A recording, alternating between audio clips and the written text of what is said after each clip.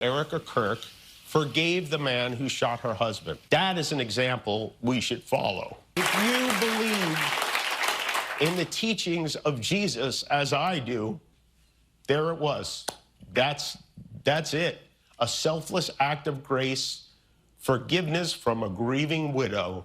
It touched me deeply. Touching moment. This was a nice moment last night from Jim Kimmel during his opening monologue. Unfortunately, it was one of very few, and I mean very few, nice moments. As predicted yesterday here on the channel, Jim Kimmel was openly defiant last night, and it should come as no surprise that the primary target of his defiance was Orange Man bad.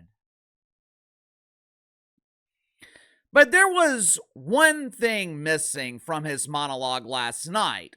I would say that this was another swing and a miss from Jim Kimmel, but it's impossible to swing and miss when Captain Doofus refused to swing. The one thing that was missing, the one thing that might have laid the foundation for normal Democrats and Republicans to unite against those infected with the evil woke fungus, during a 17-minute monologue, Jim Kimmel refused to allocate just a few seconds to say, "I'm sorry." Now, as you guys know, I don't like public apologies, but this is one of those rare instances where I think it was appropriate. To make matters worse, Jim Kimmel refused to acknowledge that Tyler Robinson was indoctrinated by deacons at Woke United Methodist. You know, America is a very forgiving country. Oftentimes, I think we can be too forgiving. I think one of the reasons evil has been so rampant over the last few years is because we keep tolerating it. We keep forgiving it. That's why I keep saying there is no more tolerance. But with someone like Jim Kimmel, who I do not believe is evil, he's misguided. He damn sure has a weird, unhealthy obsession with another dude whose last name rhymes with hump, but I don't think Jim Kimmel is evil. If Jim Kimmel knocked on my front door, I'd invite him in for a beer. I would feel comfortable if my youngest Yorkie Oreo jumped in his lap. Now, if the wicked weave Joy Reid knocked on my front door, I would be tossing buckets of water on her until she melts. Going into his opening monologue last night, I think most people were open-minded enough to possibly forgive Jim Kimmel. I mean, seriously. If Erica Kirk can forgive the indoctrinated asshole that took the life of her husband, I think we can forgive Jim Kimmel for being one of the worst comedians imaginable and destroying late-night television. Unfortunately, we were not given the opportunity to forgive Jim Kimmel last night because Captain Doofus couldn't set aside his pride. Captain Doofus didn't have the courage. Jim Kimmel was too terrified of deacons at Woke United Methodist and the subsequent outrage it would cause. He couldn't get past his fear of unhinged maniacs like Keith Olbermann. Keithy Poo! Jim Kimmel refused to swallow his pride, and he refused to say, "I'm sorry. I hope you can forgive me."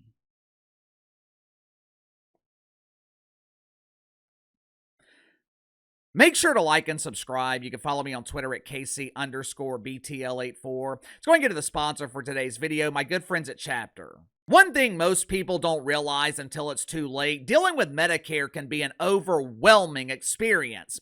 Countless plans, rules, penalties. Fortunately, though, there is help available, and that's where Chapter steps in. Chapter is an advocate for seniors to help you choose the right plan for your needs. Chapter is completely independent, which means they're only incentivized to find the right plan for you. Uncle Casey actually tested out their services. Mom turned 65 back in January. Now, both my parents already had insurance plans, but had Mom call Chapter anyway. Long story short, Chapter told my parents that they already had the best plan available. There was no need for them to change. That's the kind of honest service Chapter provides. Look at it like this. If you were wrongfully sued, you're not gonna go to court without a lawyer, right? So why would you deal with the hassle, the confusion of Medicare without having an advisor in your corner? Even if you already have coverage, Chapter might be able to find you a better plan. You literally have nothing to lose. It's free. So call today, 510-279-3616. Have Chapter find the right plan for you. Jim Kimmel opened the show last night by standing silently as the crowd of lonely men welcomed the return of their fallen hero. "Oh, Jim, I'm so glad you're back. Pretend Dr. Jill Biden prescribed me Ambien in your absence because I didn't have anyone to sedate me."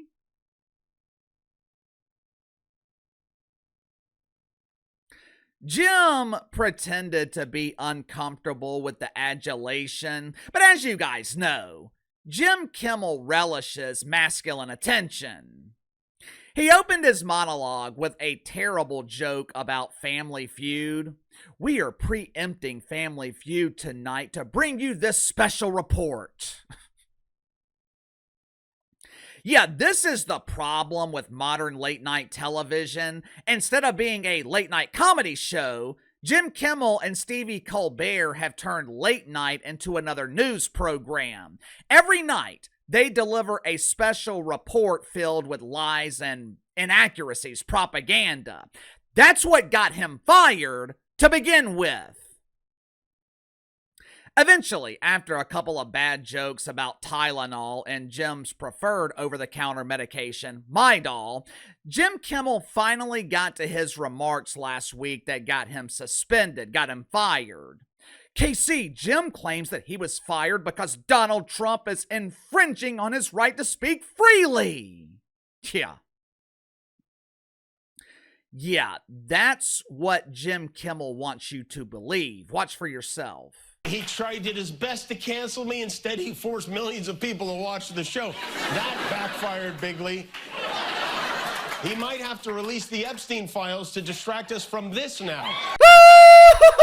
Oh, Jim, I missed you. Oh, Jeff Epstein. Oh!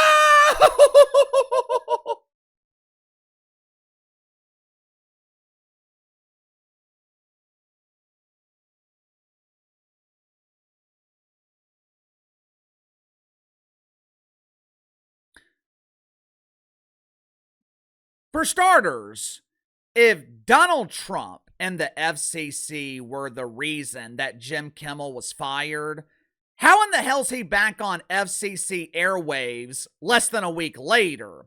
If the FCC called ABC and told them, "Get Jim off my TV," how is he already back on the air? That was not the only lie in that 10-15 second clip. Jim Kimmel also claimed that millions of people were watching his show. I can tell you with 100% certainty, millions of people were not watching Jim Kimmel last night. Hell, millions of people weren't watching Jim when his late night dump was being broadcast across the country. Last night, he wasn't even broadcasting to half the country because Sinclair and Nexstar refused to expose their ABC affiliates to this toxic turd. There were ABC affiliates in the People's Republic of California that refused to air Jim Kimmel's show. Eventually, Jim Kimmel addressed the remarks that sparked the flaming ass fire last week. Jim Kimmel insinuated that Tyler Robinson was a Trump supporter. According to Jim, "I've never seen this kid at Sunday morning services at Woke United Methodist. He must be one of those evil white kids who worship in the Orange Grove." Last night, Jim Kimmel did not double down on this ridiculous lie for obvious reasons, but the problem is, he refused to acknowledge the truth. He refused to acknowledge reality. He refused to acknowledge that Tyler Robinson was infected with the woke fungus. Watch for yourself. It was never my intention to make light of the murder of a young man. I posted a message on Instagram on the day he was killed, sending love to his family and asking for compassion, and I meant it, and I still do. Nor was it my intention to blame any specific group for the actions of what it was obviously a deeply disturbed individual. I don't think the murderer who shot Charlie Kirk represents anyone. This was a sick person who believed violence was a solution, and it isn't. You know, I think this was a missed opportunity for Jim Kimmel.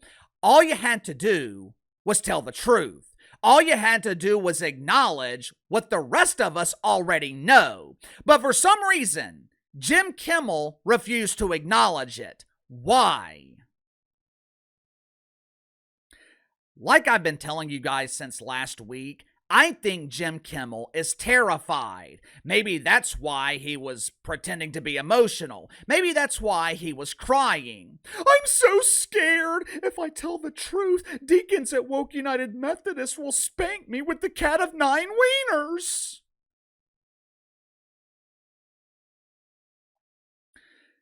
Jim Kimmel isn't stupid. He's no dummy. He knows Tyler Robinson was indoctrinated. He knows this kid was raised in a good home, good family. He knows he went off to college. He knows he got involved with the outcast on Discord and Reddit who are mad at the world because they haven't been inside of a woman since birth.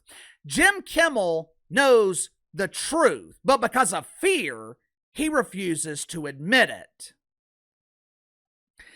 If you're a fan of Jim Kimmel, if you enjoy the aroma of this polished turd, Uncle KC's got some bad news for you. You better enjoy Jim while you can. His contract with ABC runs through this season. If it's set up like a traditional contract, season runs from September through May of 2026. At the latest, it runs through June or July of next year. Either way, by the summer of 2026, it is highly unlikely that Jim Kimmel will be on the air. His late night dump was unprofitable when it was airing across the country. There is absolutely no way ABC is making money when the vast majority of the affiliates refuse to air this dump. Last night was Jim Kimmel's opportunity to unite normal Democrats and Republicans. Now, to his credit, he expressed gratitude to Clay Travis and Ted Cruz for having his back, which is a level of decency Jim Kimmel did not have when normal people were being censored and silenced by the Biden administration. But outside of that, Jim Kimmel missed his opportunity. He missed the moment that could have potentially saved his career, all because he continues to cater to a dwindling audience that's on the brink of extinction. Jim Kimmel won't be forgiven because he didn't ask. Not only did he not ask, he refused to even acknowledge his mistake. He refused to acknowledge that he blatantly lied when everyone else already knew the truth. Sound off in the comments below. I'll see you guys later.